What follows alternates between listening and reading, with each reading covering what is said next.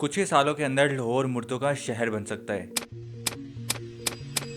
एक ऐसा शहर जहां लंबी लंबी बिल्डिंग्स तो होंगी मगर उसमें काम करने वाला कोई ना होगा। सोसाइटीज तो होंगी, घर भी होंगे लेकिन आबाद नहीं। ट्रांसपोर्ट के लिए मेट्रो होगी, 62 लाख रजिस्टर्ड व्हीकल्स होंगे लेकिन उसमें सफर करने वाला कोई ना होगा। अलबत्ता दूसरा सफर यानी तकलीफ वाला सफर जरूर करेंगे लोग। आज के दिन तक लाहौर दुनिया का सबसे ज्यादा आलूदा शहर बन चुका है। जब मैं ये वीडियो रिकॉर्ड कर रहा था तब लाहौर का एयर क्वालिटी इंडेक्स 874 था। एक कंपैरिजन के लिए अगर इंसान लाहौर में एक दिन गुजारे या दिन में 34 सिगरेट्स पिए, बात एक ही है। बहुत से लोग इस मसले के बारे में बात तो कर रहे हैं लेकिन डेटा ड्रिवन सोल्यूशन नहीं बता रहे। अगर आप अपना और अपने आने वाली नस्ल का मुस्तकबिल बचाना चाहते हैं तो इस वीडियो को लाजमी एंड तक देखिएगा। इस वीडियो में मैं आसान अल्फाज में एक्सप्लेन करूंगा स्मोक होती क्या है, कहां से आती है, क्यों आ जाती है और इसका खात्मा कैसे किया जा सकता है।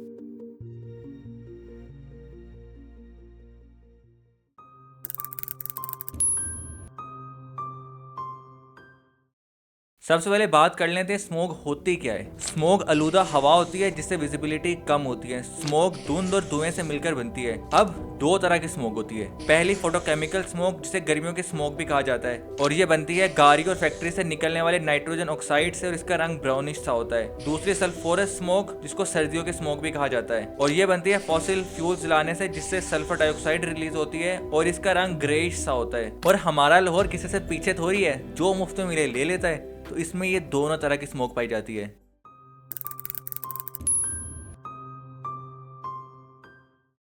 अब ये बेचारी स्मोक हमारा क्या बिगाड़ रही है कि लोग हाथ धो के इसके पीछे पड़ गए हैं। यार सबर, मैं बताता हूँ। सबसे पहला मसला आता है सांस लेने में, यानी आपको एस्थमा हो सकता है, निमोनिया हो सकता है। बीबीसी की रिपोर्ट के मुताबिक 900 लोग इसी वजह से हॉस्पिटल्स में एडमिट हो चुके हैं। कार्डियोवास्कुलर डिजीजेज हो सकती हैं, यानी दिल की बीमारियां, ब्लड प्रेशर शूट करना या इवन स्ट्रोक। इसके साथ साथ लंग कैंसर हो सकता है, ब्लैडर कैंसर हो सकता है। एनआईएच के एक आर्टिकल के मुताबिक लाखों लोग आलूदा हवा की वजह से अपनी जान खो देते हैं। इसके अलावा कई और बीमारियां लगती है, लेकिन पैदा होने वाले बच्चों पे, माओ पे इसका बहुत गहरा असर पड़ता है। बच्चे सही तरह से पैदा नहीं होते, डिलीवरी से पहले मर जाते हैं या बहुत ही कमजोर पैदा होते हैं। यानी जो औरत इस नस्ल को बढ़ाती है, जो बच्चे इस मुल्क का मुस्तकबिल होते हैं, उनका अपना ही मुस्तकबिल खतरे में है।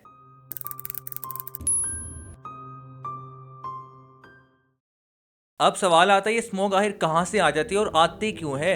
अब इसके दो कैटेगरीज है जिसकी वजह से पाकिस्तान में स्मोक पहुंचती है। पहली वजह domestic sources with in Pakistan. गाड़ियों से निकलने वाले धुएं से फजाई आलूदगी में नुमाया इजाफा होता है। खास तौर पर डीजल इंजन बड़ी मकदार में नाइट्रोजन ऑक्साइड्स निकालते हैं जिससे स्मोक में इजाफा होता है। इसी वजह से लाहौर हाईकोर्ट ने ट्रक्स और हैवी व्हीकल्स की लाहौर में एंट्री पे बैन लगा दिया है। इसके अलावा पाकिस्तान में बहुत पुरानी गाड़ियां चलती हैं जो सड़क पे आने के काबिल ही नहीं होती। यूएन की रिपोर्ट के मुताबिक डेवलपिंग कंट्रीज में पुरानी और अनसेफ गाड़ियां भेजी जाती हैं जिससे एयर पोल्यूशन में मजीद इजाफा होता है। फिर आती है पाकिस्तान में मिलने वाले फ्यूल की लो क्वालिटी। दुनिया में मिलने वाले पेट्रोल में सल्फर कॉन्टेंट होता है 10 ppm, जबकि पाकिस्तान में सल्फर कॉन्टेंट होता है 500 ppm से भी ज्यादा। लेकिन भला हो ex prime minister Imran Khan का, जिन्होंने पेट्रोल और डीजल को यूरो 2 से यूरो 5 पे शिफ्ट कर दिया, तो आज हालात फिर भी कुछ बेहतर हैं। लेकिन फिर जो पेट्रोल ईरान से स्मगल होता है उससे और ज्यादा नुकसान पहुंचता है। इसी तरह से दुनिया में ऑक्टेन लेवल 95 से 98 होता है और पाकिस्तान में 87 से 92। इसके अलावा फैक्ट्रीज, ईंटों के भट्टे, पावर प्लांट्स में फॉसिल फ्यूल जलते हैं जिससे सल्फर डाइऑक्साइड और कार्बन मोनोऑक्साइड प्रोड्यूस होता है और उससे स्मोक में मजीद इजाफा होता है। दरख्त काटने से भी बहुत नुकसान पहुंचता है, लेकिन यहाँ तो आए दिन दरख्त कटते हैं और उसके नाम पे नई सोसाइटीज बनती हैं ताकि लोग मजीद पैसा कमा सके। पाकिस्तान तक स्मोक पहुंचने में दूसरी मेन कैटेगरी आती है पड़ोसी ममालिक स्पेशली इंडिया से आने वाली आलूदगी। हर साल के एंड पे इंडिया के पंजाब और हरियाणा में लाखों एकड़ों पे फसलों को जलाया जाता है। हर साल अक्टूबर और नवंबर के महीने में इंडिया के पंजाब और हरियाणा एरियाज में लाखों एकड़ पर फसलों को जलाया जाता है और ये धुआं हवा से मिलकर पाकिस्तान पे पहुंच जाता है। इसके अलावा पाकिस्तान खुद भी फसलें जलाते हैं जिससे स्मोक में मजीद इजाफा होता है। आई नो फसल जलाना बहुत गलत बात है, लेकिन एक गरीब किसान के पास सबसे सूटेबल, सबसे सस्ता,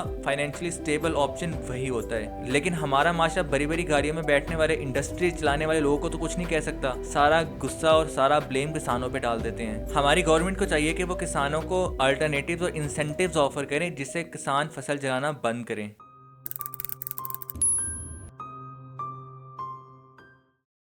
अब इस वीडियो का सबसे इंपॉर्टेंट हिस्सा आता है और मैं चाहता हूँ आप ये बातें ध्यान से सुने। ऐसा नहीं है कि प्रॉब्लम सिर्फ लाहौर ही फेस कर रहा है, बहुत से डिफरेंट शहर इसको फेस कर चुके हैं और इसको फिक्स भी कर चुके हैं। 1952 में लंदन में स्मोक इस कदर जहरीली थी कि गवर्नमेंट के मुताबिक 4000 लोग मर गए थे और 1 लाख से ज्यादा लोग बीमार हो गए थे। मॉडर्न एस्टिमेट के मुताबिक 12000 लोग मर चुके थे। इस मसले के हल के लिए यूके गवर्नमेंट ने 1956 में क्लीन एयर एक्ट पास किया, जिसका मकसद था इंडस्ट्रीज में फॉसिल फ्यूल बर्निंग पे नजर रखना और इसे कंट्रोल करना। आज भी लंदन इन सब चीजों को मॉनिटर कर रहा है। सिर्फ साफ फ्यूल इस्तेमाल होता है, दरख्त नहीं काटे जाते, इंडस्ट्रीज को खुली छूट नहीं मिलती, जो गाड़ियां आलूदगी फैलाती है उनको बैन कर दिया जाता है, खिलाफ वर्जी पे बारी बारी जुर्माने किए जाते हैं। इसी तरह से चाइना का शहर बीजिंग भी 2000 से स्मोक का डट के मुकाबला कर रहा है। इंडस्ट्रीज पे रिस्ट्रिक्शंस लगाई गई, हाई क्वालिटी फ्यूल पे फोकस किया गया, वक्ती तौर पर इंडस्ट्रीज और स्कूल को बंद किया जाता है। इसी तरह से टोक्यो और मेक्सिको ने भी स्मोक का सामना किया है। इन सब कंट्रीज ने इंडस्ट्रीज को कंट्रोल करके हाई क्वालिटी फ्यूल यूजेज को प्रायोरिटाइज करके और ज्यादा दरख्त लगाकर इसको टैकल किया।